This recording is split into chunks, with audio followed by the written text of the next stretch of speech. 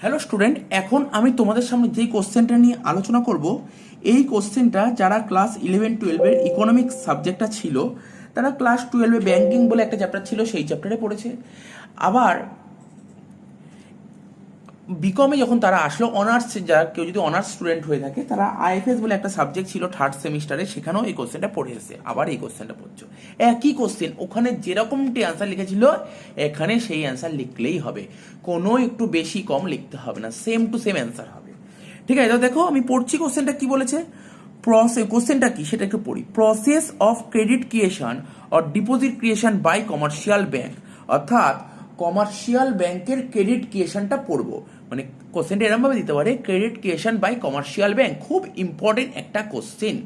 ঠিক আছে, তো দেখো পড়ি কি লিখেছে। এবং এই যে এখানে যেটা ইংলিশে এটা লেখা আছে, ইংলিশে যারা পড়বে তারা এই নোটটা লিখলেই হবে, এবং বেঙ্গলিটা কি হবে, এই কোশ্চেনটা শেষ হয়ে যাক। ঠিক আছে, মানে কোশ্চেনটা মানে বোঝানোটা হয়ে যাক, এর অ্যান্সারটা আমরা পিডিএফ করে দিয়ে দেবো। ঠিক আছে, ভিডিও ডেসক্রিপশন বক্সে দিয়ে দেবো।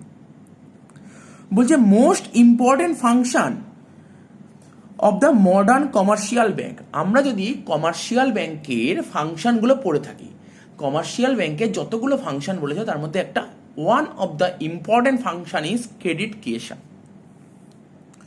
বলছে most important function of the modern commercial bank is credit creation. দেখো আমি আন্ডারলাইন করলাম, কমার্শিয়াল ব্যাংকের যতগুলো ফাংশন তার মধ্যে ইম্পর্টেন্ট ফাংশন হচ্ছে ক্রেডিট ক্রিয়েশন।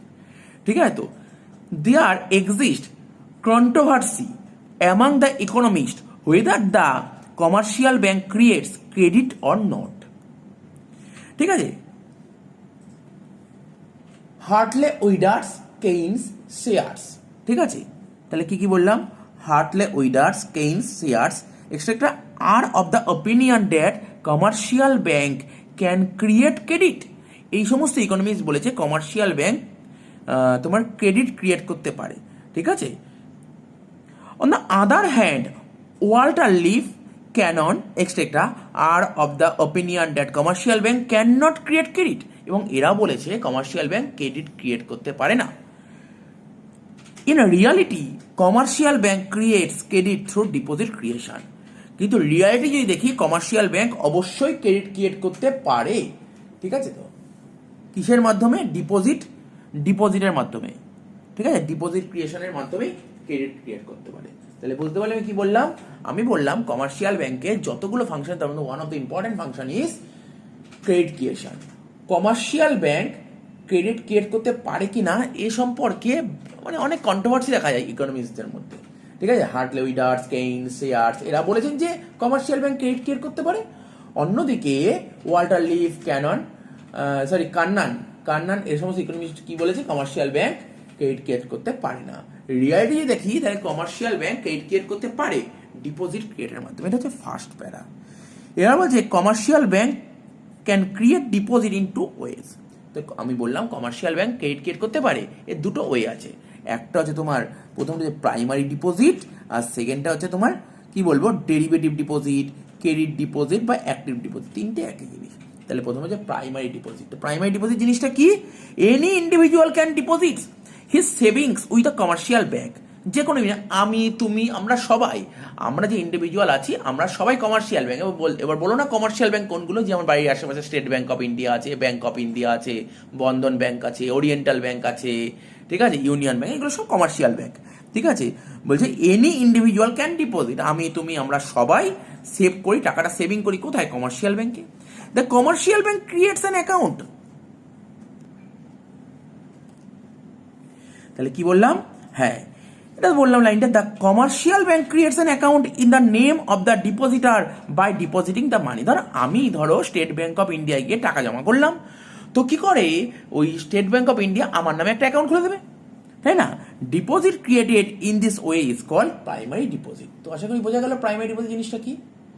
যেটা আমি বারবার বলছি কমার্শিয়াল ব্যাংক দুরকম ভাবে তোমার কমার্শিয়াল ব্যাংক দুরকম ভাবে ডিপোজিট ক্রিয়েট করতে পারে। একটা হচ্ছে প্রাইমারি ডিপোজিট, প্রাইমারি ডিপোজিটটা আগে বলি, যেটা আমি আগেও বললাম আবার বলছি, কোনো একজন পার্সন তার সেভিং এর যে টাকাটা সেটা ব্যাংকে ডিপোজিট করতে পারে। কমার্শিয়াল ব্যাংক সেই টাকা জমা নিয়ে কি করে, সেই টাকাটা ডিপোজিট করে, মানে ডিপোজিটার, ধরো আমি ব্যাংকে টাকাটা নিয়ে গেলাম, আমার টাকাটা নিয়ে ও আমার নামে একটা অ্যাকাউন্ট খুলে দেয়। এইভাবে একটা ডিপোজিট ক্রিয়েট হয়, এটাকেই বলা হয় একটি তোমার প্রাইমারি ডিপোজিট। এবার আমরা কি পড়বো, তোমার কি বললাম, এবার আমরা পড়বো ডেরিভেটিভ ডিপোজিট বা ধরো ক্রেডিট ডিপোজিট বা অ্যাক্টিভ ডিপোজিট, ঠিক আছে? তো বলছে secondly commercial bank May gives credit to any individual or institution bank instead of paying the money directly to the debtor, the bank open an account in the name of the debtor and deposits the credit money on that account. This type of deposit is called derivative deposit or credit deposit or active deposit. কি বলতে চাইছে, বলে sir এটা একটু discuss করে দিন। Commercial bank কি করে, কমার্শিয়াল ব্যাংক কি করে, আমি ধরো কমার্শিয়াল ব্যাংকে গিয়ে টাকা ডিপোজিট করলাম।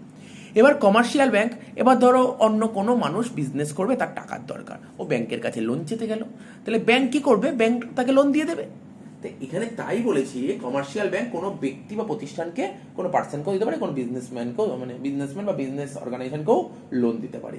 ব্যাংক ব্যক্তি বা প্রতিষ্ঠানকে, ঠিক আছে, ব্যাংক কি করে, কোনো পার্সন বা কোনো ইনস্টিটিউশনকে নগদে মানে ক্যাশ টাকায় লোনটা না দিয়ে ও কি করে, যার লোনের দরকার তার নামে একটা অ্যাকাউন্ট খোলে, ঠিক আছে, এবং ওই অ্যাকাউন্টে এই লোনের টাকাটা জমা দিয়ে দেয়, ঠিক আছে। এই ধরনের আমাদেরকে বলা হয় ক্রিয়েট ডিপোজিট। বোঝা গেল? দুটো ডিপোজিট বললাম, একটা বললাম তোমার কি, একটা বললাম প্রাইমারি ডিপোজিট। এতে তোমরা সবাই জানো, আজকে তোমার ধরো মিস্টার রামের কাছে আজকে টাকা আছে, 10,000 টাকা আছে, ওর না কোনো ব্যাংকে অ্যাকাউন্ট নেই, ও ব্যাংকে চলে গেল, স্টেট ব্যাংকে বললো দেখো আমার তো ব্যাংকে অ্যাকাউন্ট নেই, আমি ব্যাংকে একটা অ্যাকাউন্ট খুলতে চাই, বললো ঠিক আছে দাও অ্যাকাউন্ট খুলে নাও। তো এটা হচ্ছে ক্রিয়েট ডিপোজিট, টাকা জমা দিল, ব্যাংক ওর নামে একটা অ্যাকাউন্ট খুলে দিল, এটা হচ্ছে ক্রিয়েটিভ প্রাইমারি ডিপোজিট। বারবার বলছি প্রাইমারি ডিপোজিট। এবার রইল কি, এবার হচ্ছে আর একটা ডিপোজিট হয়, যেমন ধরো এবার ধরো আজকে বিজনেস করবো, আমার না টাকার দরকার, আমি ব্যাংকে চলে গেলাম, ব্যাংকে গিয়ে বললাম আচ্ছা আমাকে একটা লোন দেবে, 1 লাখ টাকা লোন দেবে, আমার টাকার দরকার। তো ব্যাংক বললো ঠিক আছে কোনো অসুবিধা নেই, লোন লাগবে আমি তোমাকে লোন দিতেই পারি,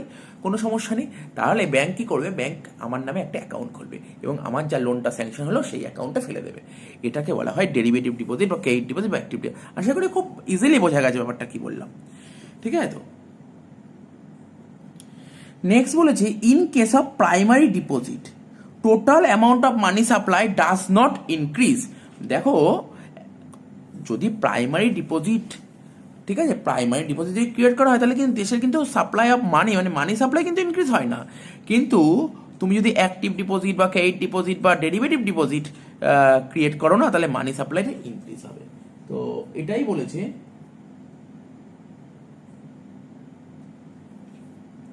আর এই কারণের জন্যই বলা হয় যে every loan creates a deposit, ঠিক আছে? তো every loan creates a deposit, এটাই বলেছে এভরি লোন, এই জন্য আমরা বলি যে every loan creates a deposit.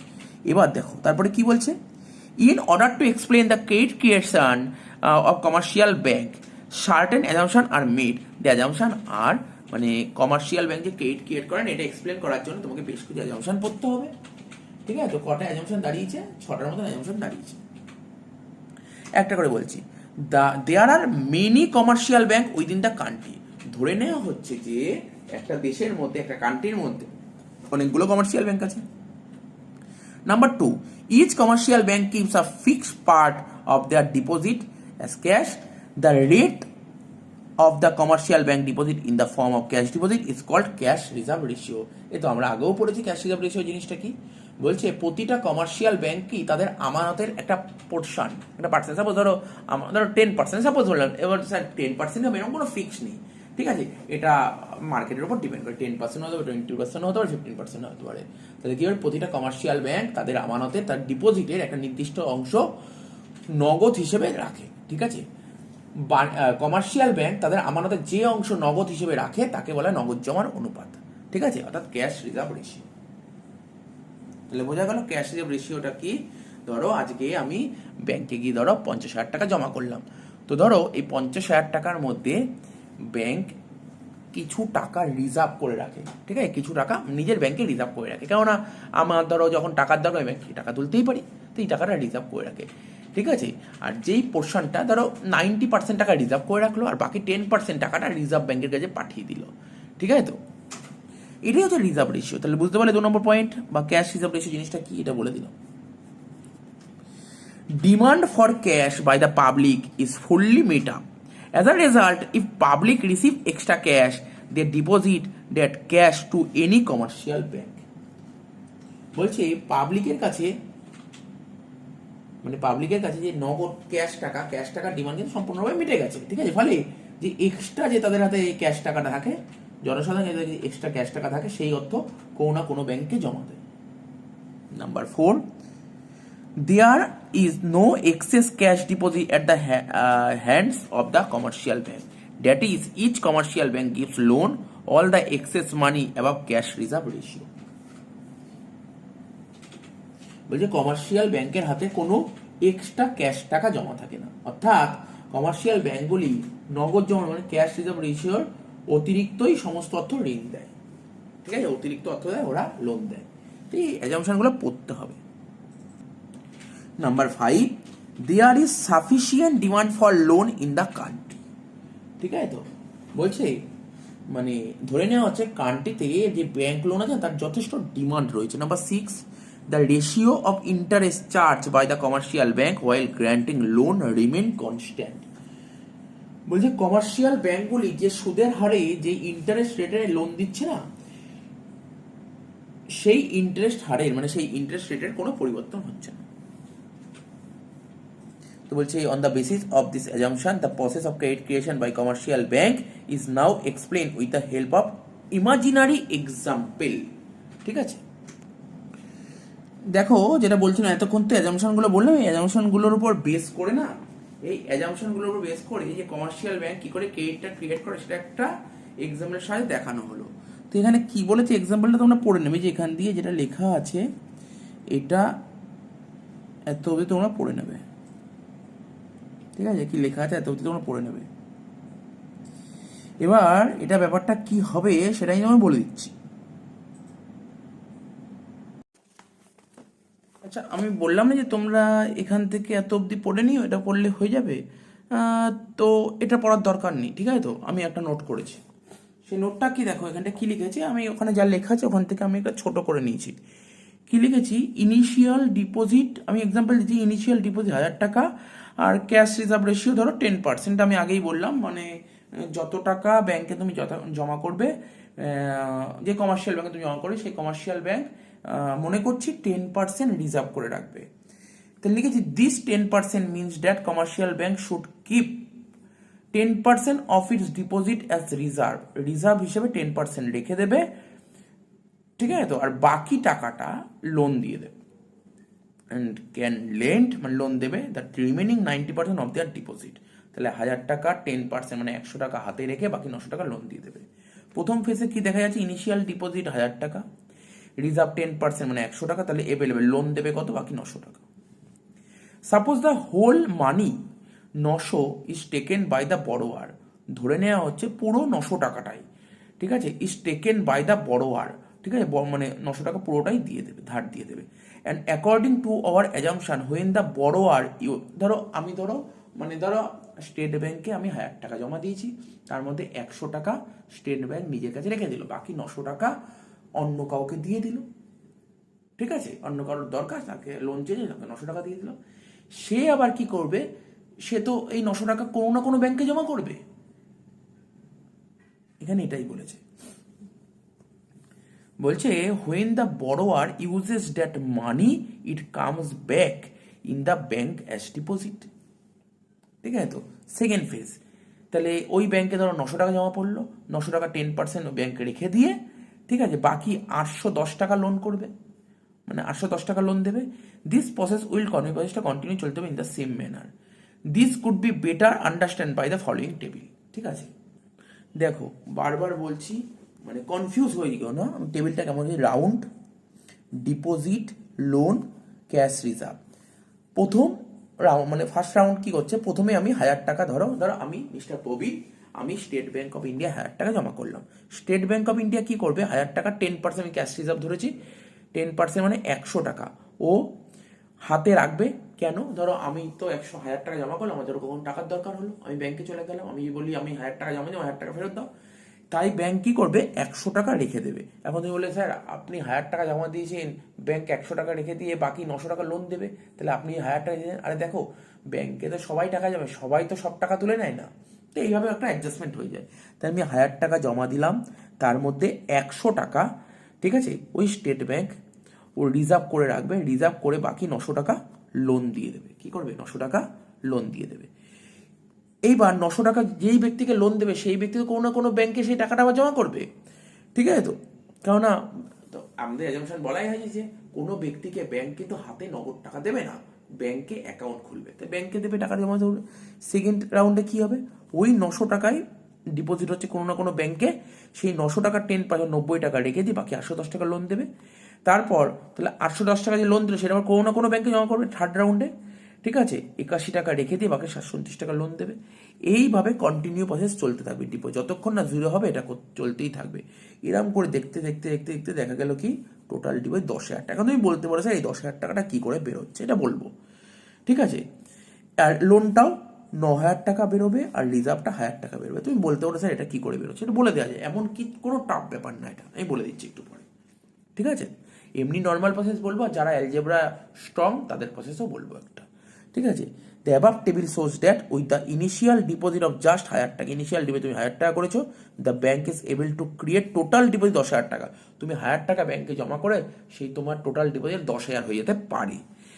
The bank is able to create the total deposit of rupees 10,000, which means that the initial deposit becomes 10 times of the initial deposit. তুমি যত initial deposit করো তার 10 Times অবধি তুমি মানি create করতে পারবে। এর জন্য কোন সিস্টেম কাজ করে? মানি মাল্টিপ্লায়ার সিস্টেমে কাজ করে। ফর্মুলা কি? 1/CRR, 1/CRR 0.10 অর্থাৎ 10 টাইমস। বলছে it signify that every unit of money kept as reserve, ঠিক আছে, bank are able to create 10 times of money. Total money create কত হচ্ছে? Initial deposit into money multiplier 1000 into 10, 10,000 টাকা, ঠিক আছে। তো তাহলে বুঝতে পারলে উদাহরণটা, এই উদাহরণটা তুমি খাতায় যদি লিখতে পারো কোনো সমস্যা নেই, ঠিক আছে। তো এখন তুমি বলতে পারো তোমার প্রশ্ন, এটা করা উচিত, তোমাদের উচিত অবশ্যই, 1000 যোগ 900 যোগ 810 ডট ডট ডট করে এটা কি করে 10,000 হলো? একটা কনসেপ্ট তো মানি মাল্টিপ্লায়ারের কনসেপ্ট, ঠিক আছে, একটা কনসেপ্ট হচ্ছে মানি মাল্টিপ্লায়ার কনসেপ্ট। কি কনসেপ্ট? যেটা আমি এইমাত্র বললাম, মানি মাল্টিপ্লায়ার হচ্ছে 1/CRR, তাহলে 10 CRR 10%, 1/0.10 মানে 10 টাইমস, ঠিক আছে। তুমি ইনিশিয়াল ডিপোজিট করেছো কত? 1000 টাকা, আর মানি মাল্টিপ্লায়ার হচ্ছে 10,000 ইন্টু 10, 10,000। এটা করতে পারো, বা কেউ যদি অ্যালজেব্রা স্ট্রং হও তাহলে সে কি করতে পারো আমি বলে দিচ্ছি। দেখো এটা বললাম না, যাদের অ্যালজেব্রাটা স্ট্রং তারা একটা মানে একটা অ্যালজেব্রা যারা স্ট্রং হয় তারা অ্যালজেব্রাটা অ্যাপ্লাই করতে পারো। সেটা হচ্ছে অ্যালজেব্রায় আমরা পড়েছি এপিজিপি, অ্যারিথমেটিক প্রোগ্রেশন আর জিওমেট্রিক প্রোগ্রেশন। তো দেখো এরকম যদি সিচুয়েশন থাকে 1000, কারণ 1000 ছিল, plus 900 plus 810 plus 800 dot dot dot, কি করে সাজিয়েছি একটু দেখো। 1000, তারপর 900টা কি করেছি? 1000-এর সঙ্গে 0.9 মাল্টিপ্লাই করেছি, 1000-এর সঙ্গে 0.9 স্কোয়ার করেছি, 1000-এর সঙ্গে 0.9 কিউব করেছি, প্লাস ডট ডট ডট। দেখো এটা কি করে করতে হয়, বলছি সাম অফ ইনফিনাইট সিরিজ, ঠিক আছে, সাম অফ জিপির একদম জিপির খাতা খুলে বের করেছে, ঠিক আছে। তো সাম মানে এস কে সাম বলা হয়। সাম অফ ইনফিনাইট সিরিজ, প্রথমটা হচ্ছে এ, ফার্স্ট টার্ম এ প্লাস এ ইন্টু এ আর স্কোয়ার, এরকম করে করবো, এ আর কিউব ডট ডট ডট করে নাম যাবে। সেক্ষেত্রে ফর্মুলা হচ্ছে এটা ফর্মুলা মুখস্থ হতে, A into 1-r⁴ divide by 1 - r, এটা ফর্মুলা, ঠিক আছে। তো আর এর মান যদি 1-এর কম হয়, ঠিক আছে, আর এর মান যদি 1-এর কম হয়, এখানে আর এর মান কত? আর বলতে বলা হয়েছিল 10%, মানে 0.10, অবশ্যই আর এর মান 1-এর কম।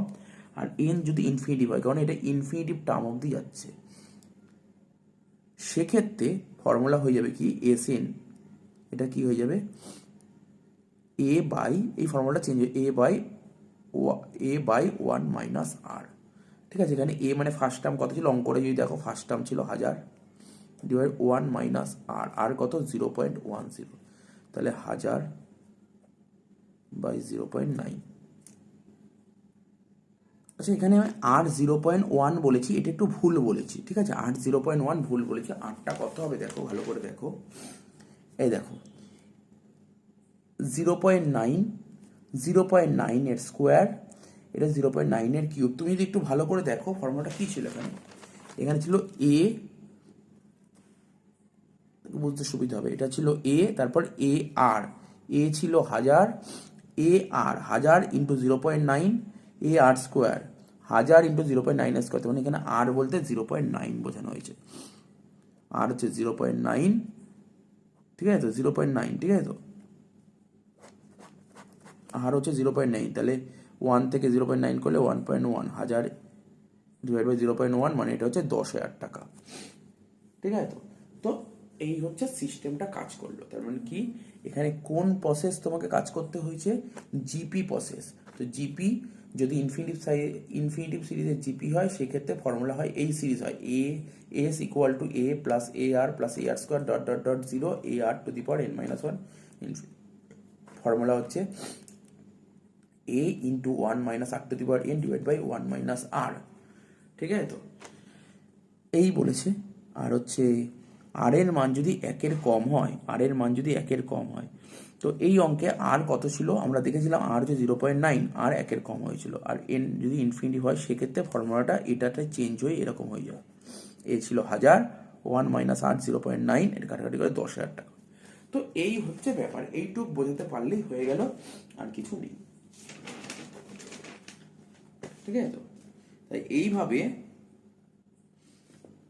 মানে মানি মাল্টিপ্লায়ার যেটাকে বলে, বা ডিপোজিট মাল্টিপ্লায়ারের সাহায্যের জন্যই কমার্শিয়াল ব্যাঙ্কগুলি, ঠিক আছে, কমার্শিয়াল ব্যাঙ্কগুলি এইভাবে অর্থ সৃষ্টি করতে পারে, ঠিক আছে। তো বেশ এইটুকু বললেই হয়ে গেল। এটা ভালো করে পড়বে, এই কোশ্চেনটা খুব ইম্পর্টেন্ট আছে।